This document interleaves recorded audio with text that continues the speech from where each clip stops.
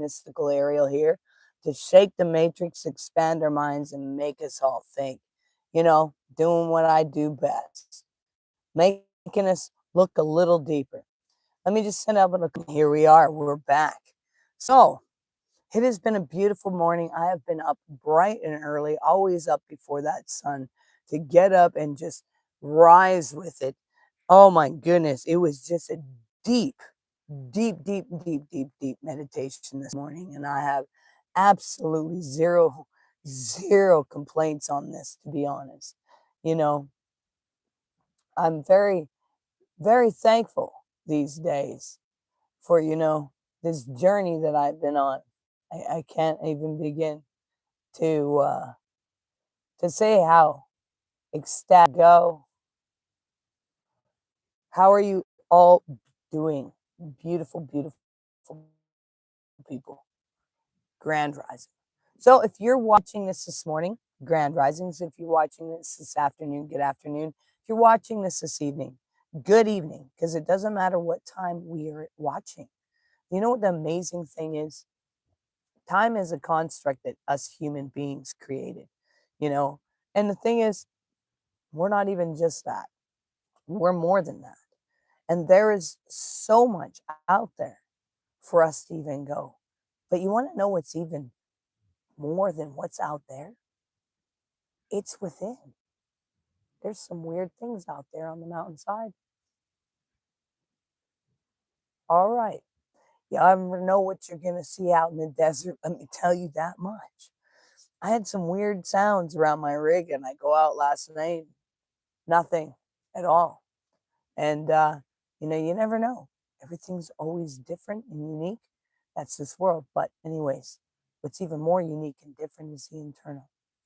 In all these different religions and beliefs in existence, it talks about the kingdom within. And how much we miss the boat when we're always externally looking. Well, today we're going to remember something. We're going to remember who we are. The truth beyond the false narrative. We're going to recognize what's really been going on all this time. Wake up, stop ignoring the signs that are knocking and saying, hey, pay attention. There's something going on. Well, here we go. Let's get going down this journey this morning. I guess some of you are sleeping. You always come along eventually. So I don't worry too much. But let's take a deep breath, why don't we?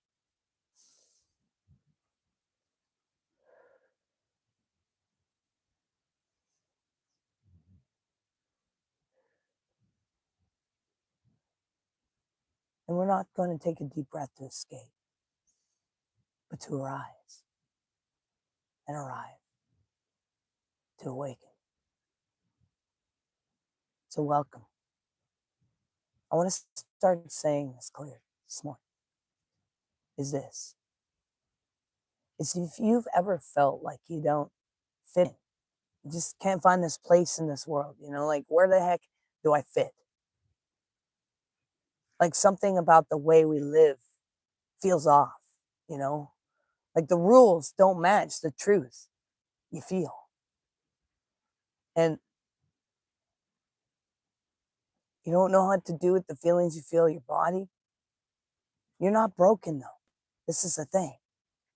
And you're not even defective, even though that's what this world will want to make you think. You are not failing at life either.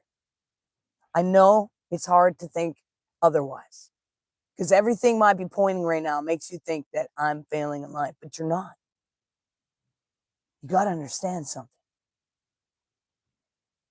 You're not the circumstances. You're not these things going around.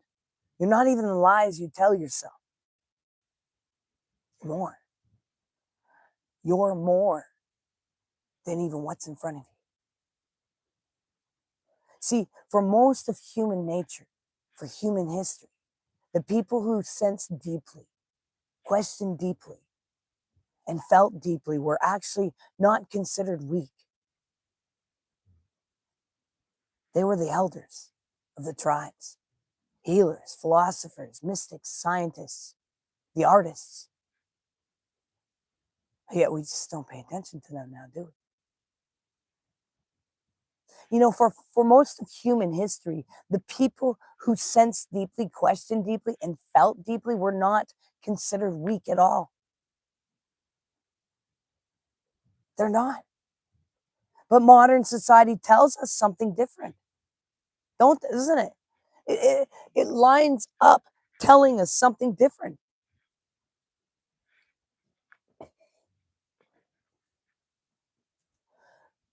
Don't feel too much. Don't question too deeply. Don't move slowly. That's what they tell you.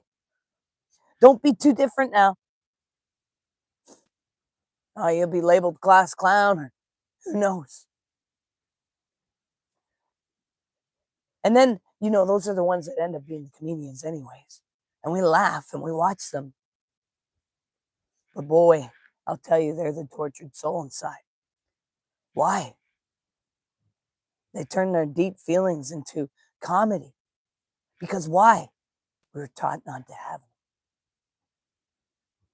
And so many, so many of us spend our lives trying to fit into these molds. That our nervous systems, our souls, our own biology, it was never designed to fit. See, this teaching is not about rejection. And it's not about rejecting the world either. It's about seeing it clearly. Huh. Imagine that. Imagine getting to take the glasses off and see through the lenses that the world didn't teach us to see with. Let's talk about this. Let's talk about what I actually mean by this. What do I mean by false narratives? I'm not talking about a single group of people. I'm not talking about villains hiding in shadows. I'm talking about stories we believe, stories we tell, stories that shape how we see ourselves. Stories like you are only valuable if you produce. Stories like you must compete to deserve space. You must look and think and live a certain way to be worthy. The lies. Your intuitive can't be trusted, you know. Rest is laziness, they say. Sensitivity is weakness. Well, these stories are not evil. They're fear-based. Survival narratives, they emerged over time. And here's something important. A system does not have to be conscious to imprison you or to be imprisoning. See, most systems, they are not designed by monsters. They are designed by people who were afraid and then pass that fear forward. See, philosopher Plato called the cave people mistaking shadows on a wall for reality. And not because they're stupid, not because but because you want to know something, it's the only thing they knew. It's like the sticks and bricks versus the nomads. It's just all they know. And when someone turns around and says, wait, hi, how's it going? This isn't the whole truth. All of a sudden the cave feels threatened. What do you mean, man? I've been wasting my whole life in this cave. Don't you freaking come in here and shine some light on this. Don't you dare tell me that those shadows dancing on the damn wall are of me. No, man, I've been afraid of me. No, don't you dare tell me. No fucking way are you going to tell me that I've been afraid of my fucking self. Holy shit, no. Don't speak the obvious. Don't, don't send any of that stuff. You see, there is an ancient tradition called Gnosticism that has been misunderstood for centuries. Dude, we're not even going to give you the time. But hello with the others. Hello to the others. See, at its core, Gnosticism doesn't say this world is evil. It says ignorance is the prison. The word gnosis means direct knowing, not belief, not obedience, but inner recognition. It's not even religion. In Gnostic language, the divine spark is not owned by institutions.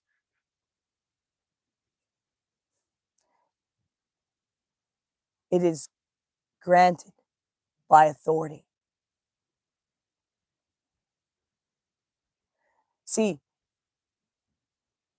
it is already within you. Already has been, or already always will be. And so the so-called false rulers, the archons, were never meant to be taken literally or monsters walking among us. They present forces of unconsciousness, fear, shame, control, separation, internalized authority. In other words, the prison is not outside of us. We've imprisoned ourselves. It is the stories we inherit and never question. It is the stories that we decide to live off of instead of ask what it is we believe about ourselves from living that experience.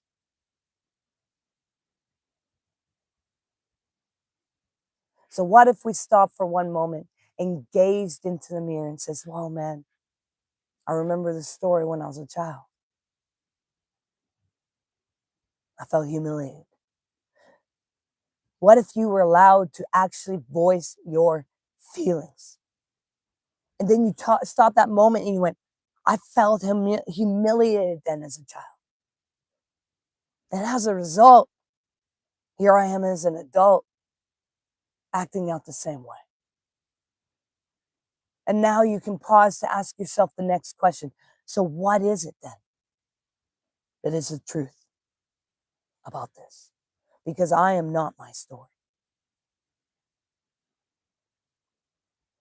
See, and the Gnostics' message was dangerous not because it promoted chaos, but because it said you don't need permission to know the truth. That idea was always terrified the system built on the control. Do you want to know how to shake the system? Tell them the truth. Holy shit, I tell you something. I get people running away all the time. Blah, blah, blah, blah, blah, blah, blah.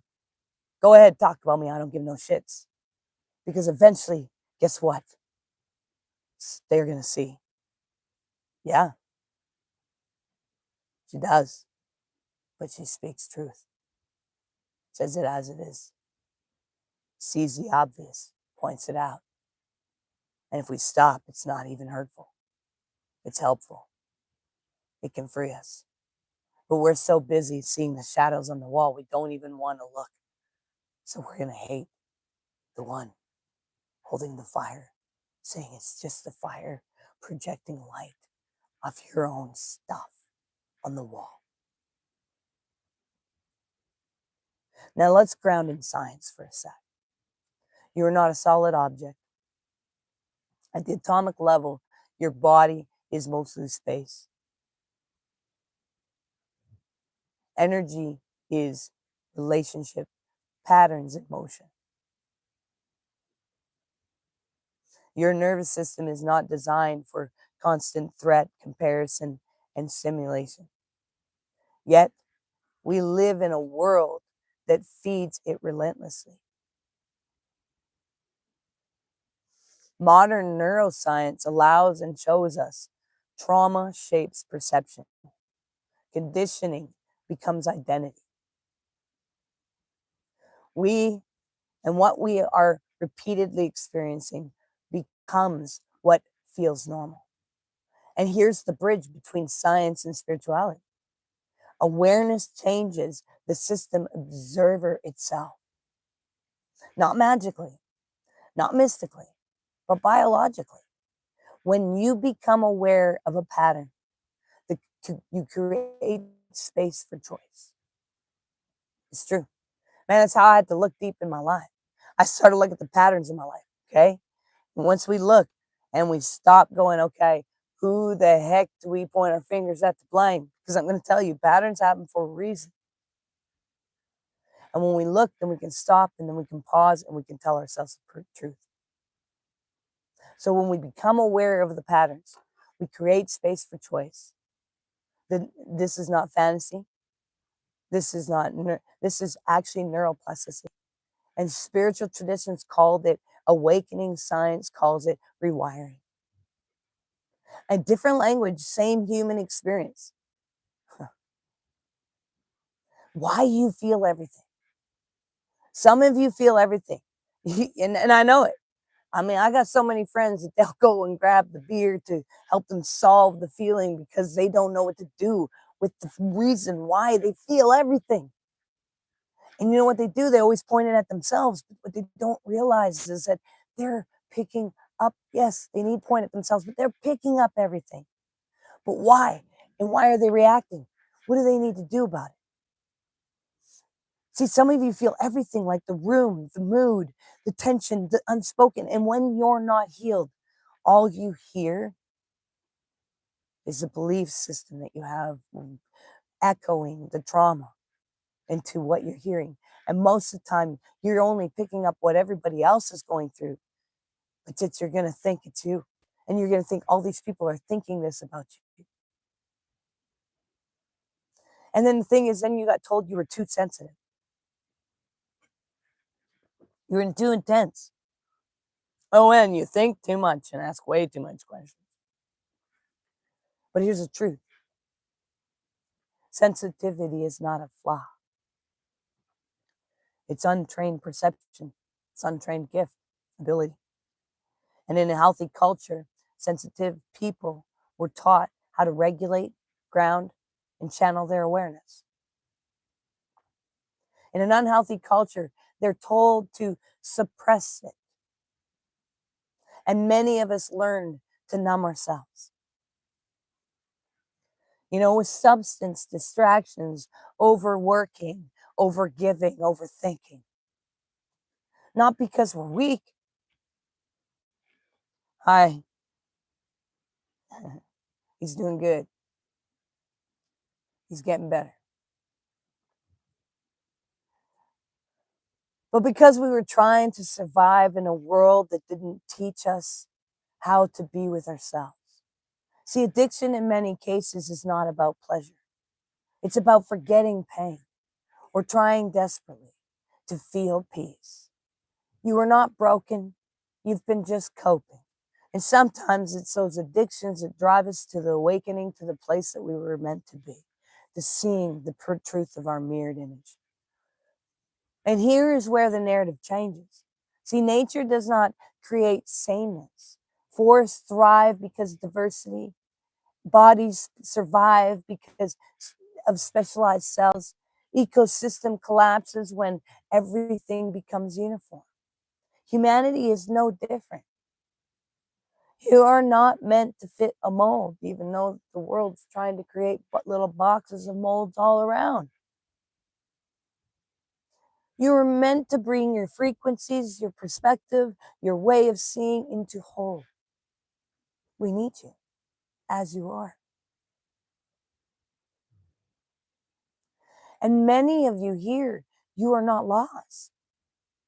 You're just early. Early feelers, early questioners, early rememberers. And being early is lonely, but it is not meaningless. Awakening is not escaping society. It's learning.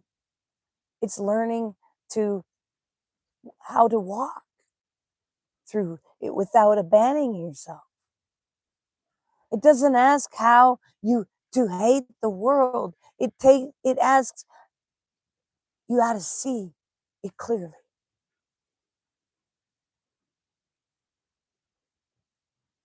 It doesn't ask you to feel superior.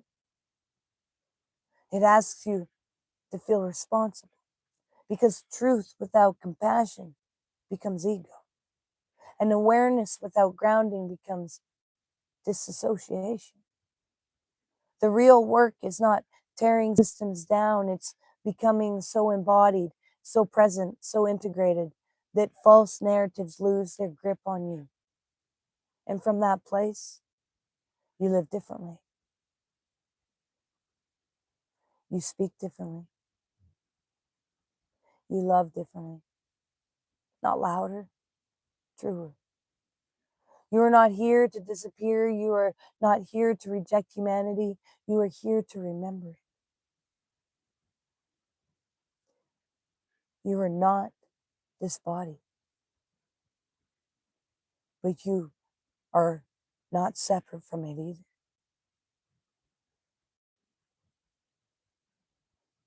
You are energy, but you are also breath and hands and presence and choice.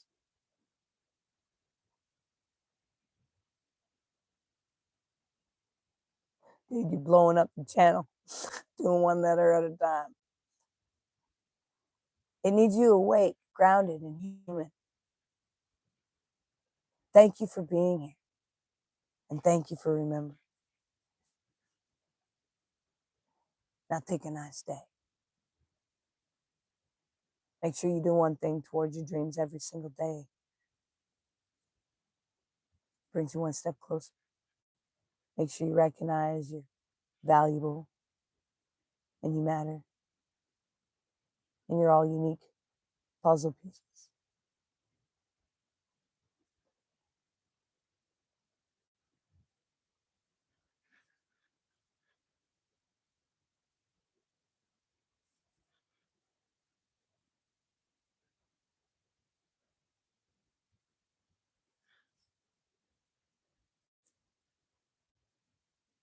And we'll see you guys next time. Take care.